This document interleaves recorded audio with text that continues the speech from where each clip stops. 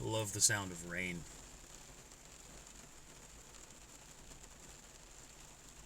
Specifically, I love the sound of rain on a car roof when everything else is silent.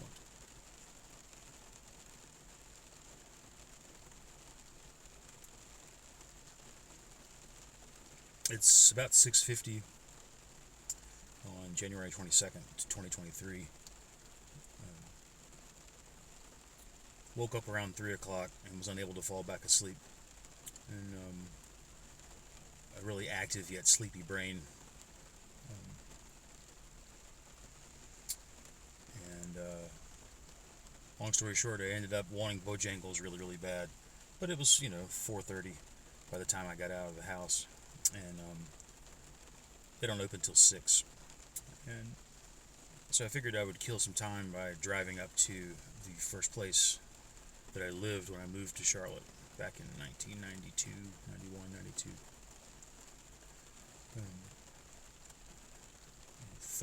30 years I've lived in this city, and it's more than half my life. So I went up to that place and, you know, had all the nostalgia that one might expect. And on the way back, um, from that part of town down to where my favorite Bojangles is, I started thinking about this YouTube channel and art, content, whatever. Um, yeah, I'm compelled, obviously, or I wouldn't be doing it. Um, Compelled by something to produce art. For a long time, it was music, music only. Um, but I've begun to realize that if that music exists to share something of myself, it's probably better if I really want to be understood to just share words. Not that I won't share music, but in terms of expressing myself, I'm better at conveying meaning with my mouth than I am with almost any other medium. So I'm doing this. Anywho, a large part of that compulsion is this desire to leave something behind when I'm gone. I think much of human creativity and the desire to make some sort of durable representation of our thoughts is rooted in that. And for me, in particular, I tend to be morbid sometimes, and I've often imagined um, what would happen with my wife and daughter were I gone too soon. You know, and I've got some journal entries in Google Drive that are for my daughter, and I've written things for my wife that are spaced around in the hopes that they'll be discovered. But that's kind of cowardly in one way. I guess the cowardly part isn't really relevant, but I'll leave it in because it's important. But I felt that.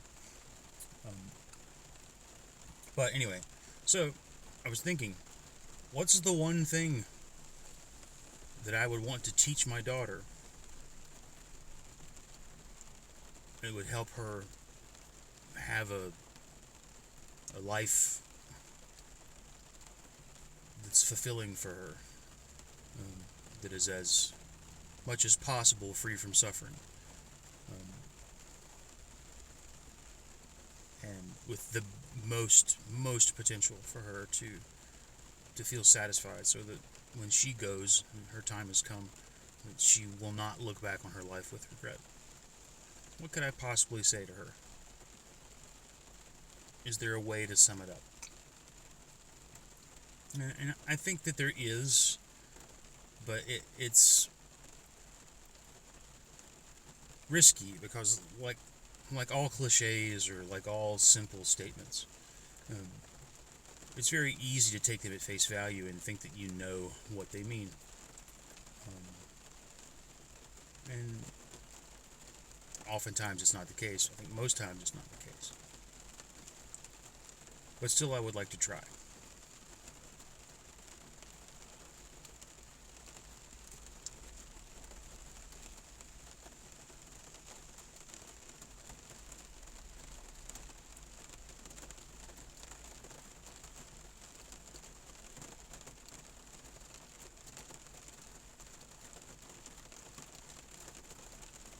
I'm 50 and have recently realized that I am very fulfilled.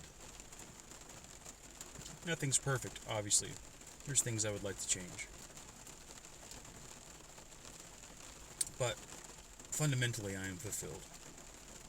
Um, and I am very fortunate in that.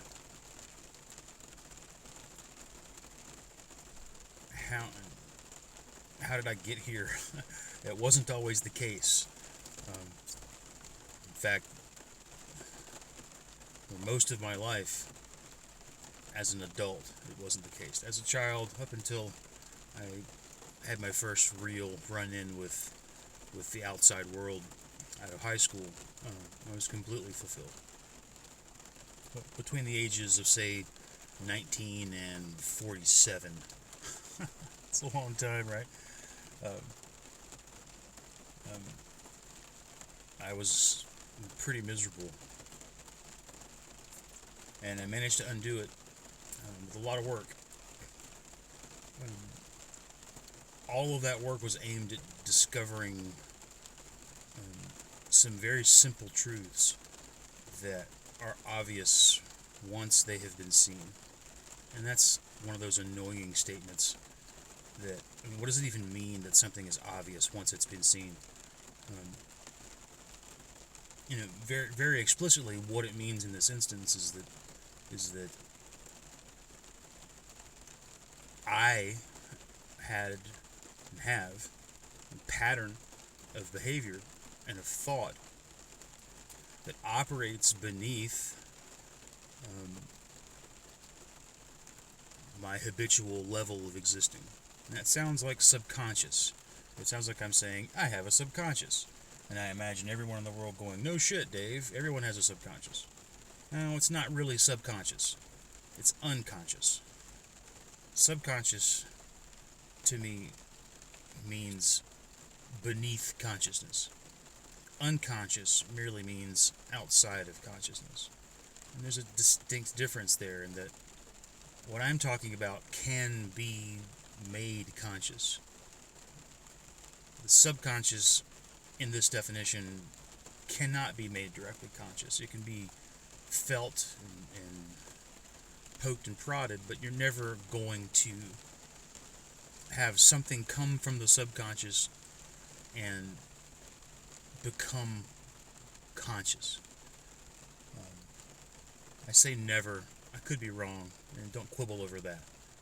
But my point is that there are things that I think that affect my choices that I'm not aware that I'm thinking. And I mean literally think. It's as if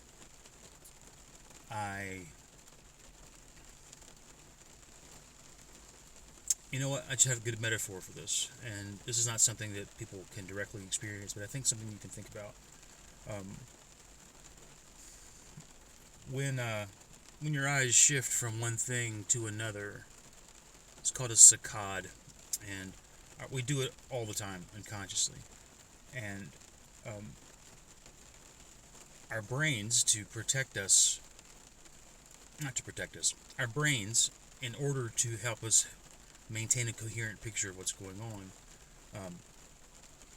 they hide the moment of the instant of that move, that whatever fraction of a second. The changing visual field is completely unconscious. You don't see it happening. Perceptually, most normal people, quote unquote normal, non-pathological people, will not be conscious of the space between looking far left and looking far right. If you start to pay attention to it, you can do it, right? But automatically, most times, looking from here to there, the moment in between will be completely outside of your consciousness. And like I just said, you can get to where you can do it, but it takes work, and once you've done it, you recognize why your brain would not want you to be aware of that transition, because it's disorienting. You might get motion sickness, whatever. Well, something similar happens with consciousness, with the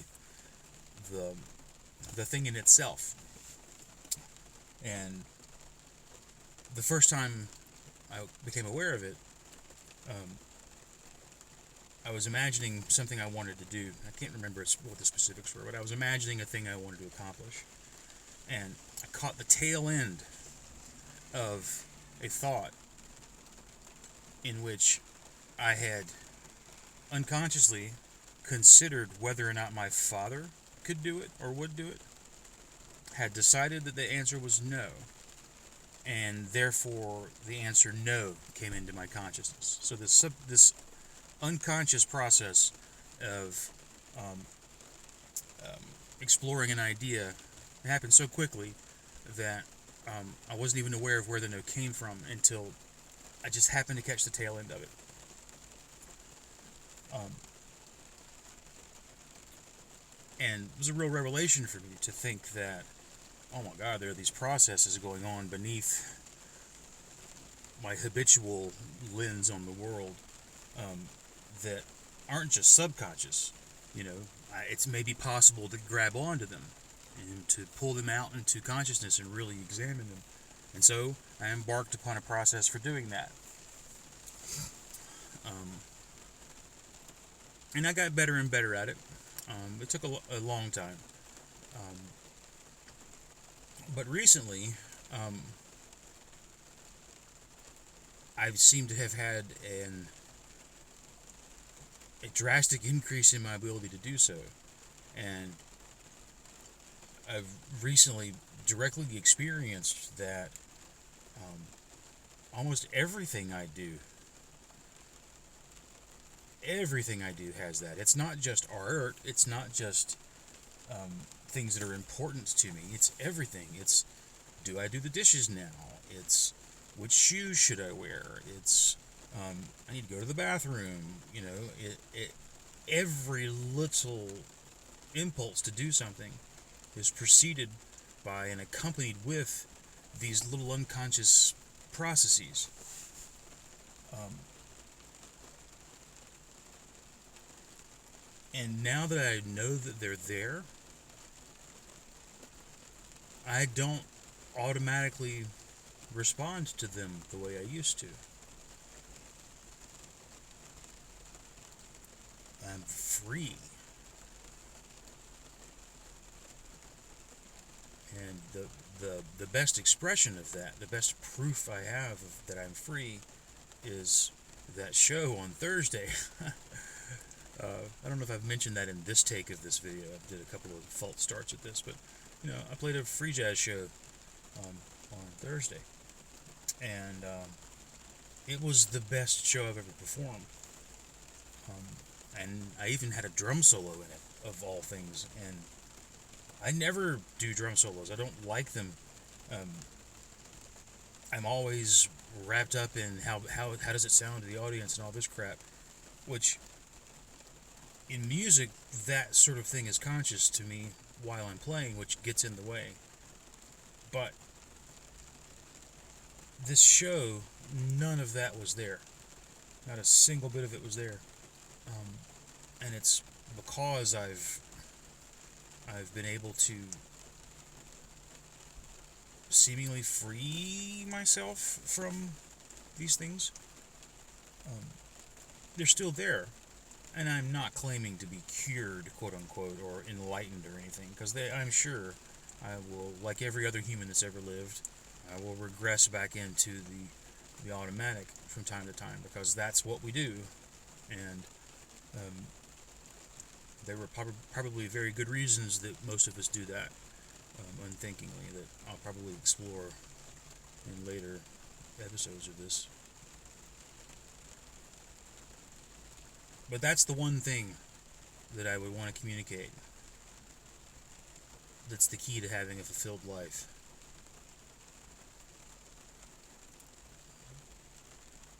Is learning to become aware of those tiny little bits of ourselves that are always simmering just beneath the experience of being us, that silently pull us down habitual paths that may not be what we truly want. what we might think of as our true will, you know, in my case, the will to create, was always thwarted by these unconscious processes. And that the single most beneficial thing I have done for myself in the world is to learn to see them and see them for what they are and recognize their effect on me, and then learn to choose to listen to them or not.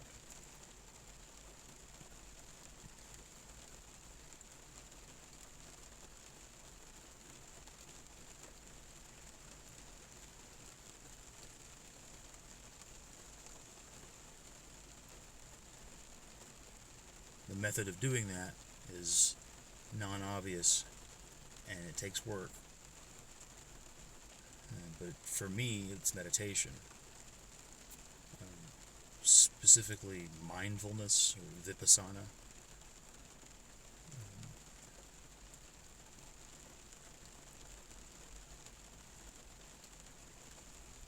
Has many, many benefits other than just this.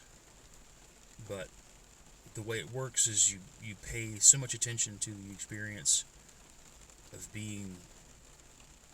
You pay attention to the experience. You pay so much attention to the pure experience of being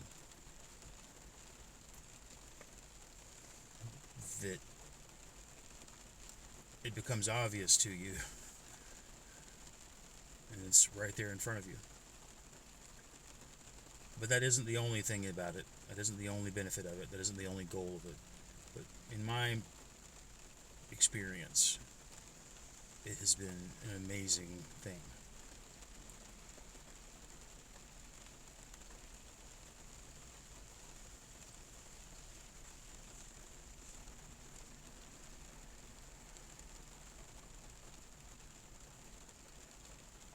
And well worth doing.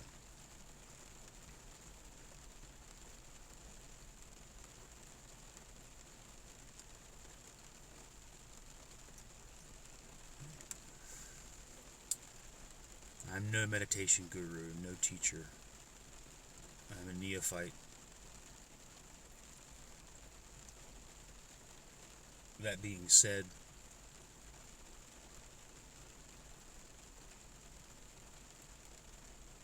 I don't know how much sense this makes. But think about what it's like to have an itch. I would bet that me saying that has made you itch somewhere. That's not the point, but it's funny, right? It's like, I'm yawning, right? And I'll bet that you did too. Um, we're social animals. That'll come up later, I guess. But anyway, think of an itch. What is an itch actually? Like literally, what is it? And not from a biomechanical standpoint, from an experience standpoint.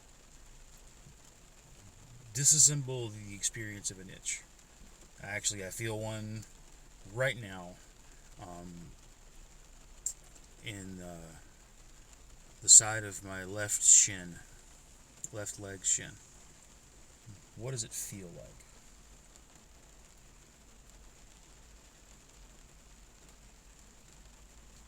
The one answer is that, it feels like there's something crawling on me.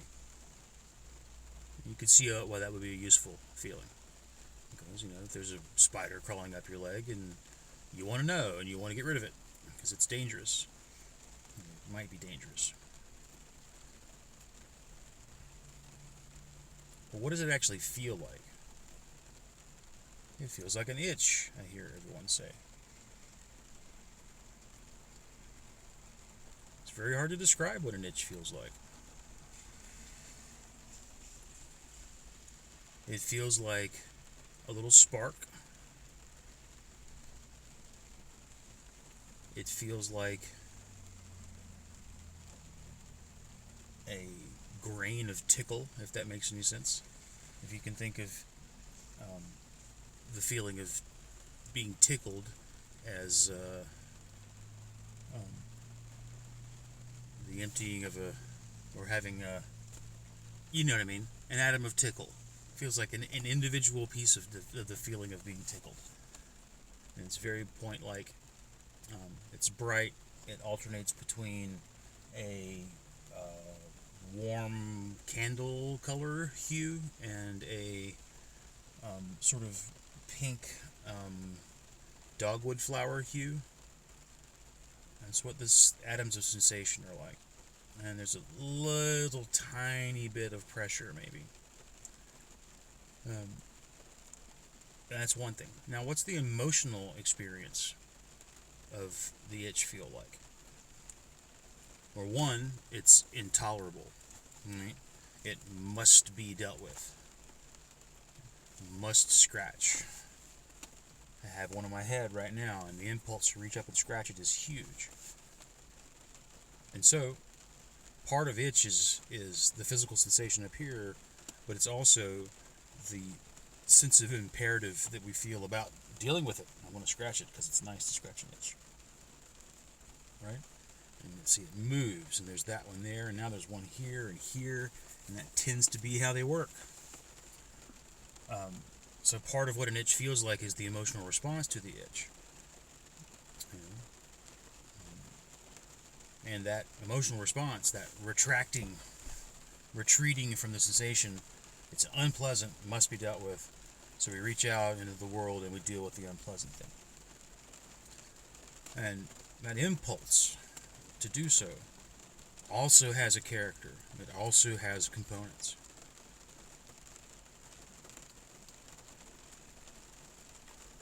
Your arm may move of its own accord. You may have images of ants flash into your mind. You may think about maybe even smells, like the smell of a wool sweater.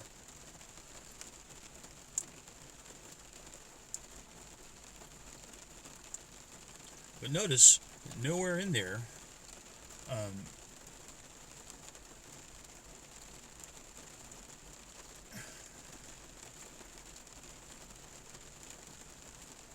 nowhere in there is there any sense of choice. Right? You must scratch the itch.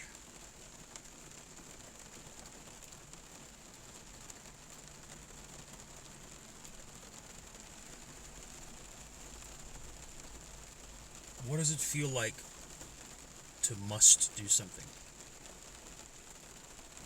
Well, if I don't do it, something bad will happen.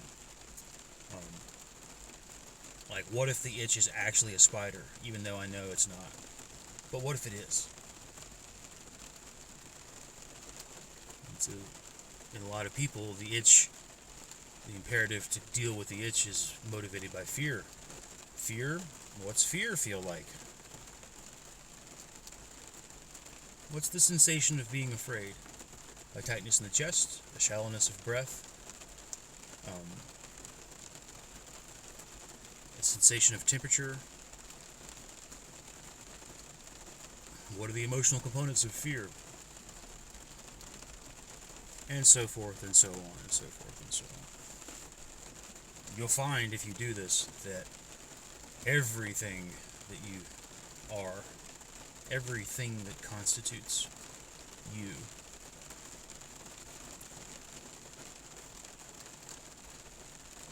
are similarly constructed of sensations of pressure or temperature,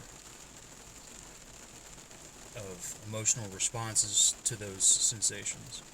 The emotional responses themselves are sensations that originate from within. They all come wrapped up in memories of past experiences, or aphorisms that have been told, or associated imagery. And these things come with incredible rapidity.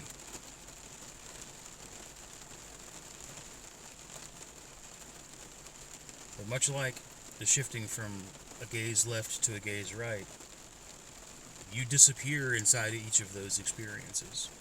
And what you think of as you is a retroactive sort of accounting for those sensations. My leg itches. You only know that after the feeling of itch, and you've assembled that it's your leg that itches and that you must do something about the itch. But all of that is retroactive.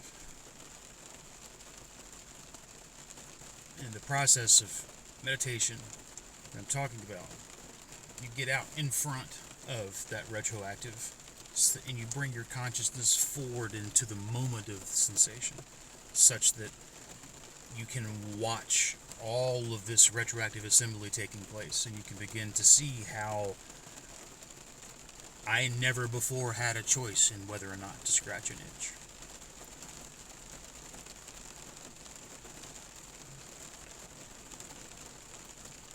That's the most important thing I would tell my daughter. I would not tell her about the conclusion that I drew. I would not tell her about any morality or about there being no free will or no self. I would just tell her, pay as close attention as you possibly can to what it feels like to be you, to every little aspect of that existence. And when that's done, I believe that certain other sort of conclusions become conscious. And reaching out in front, finding this impossible way of bringing this I that is a retroactive accounting for sensation and experience, bringing that I forward into that process lets me participate in that process of defining I in a way that I'm unable to when I'm just following behind. It literally put the cart before the horse, Dave. That's what you do.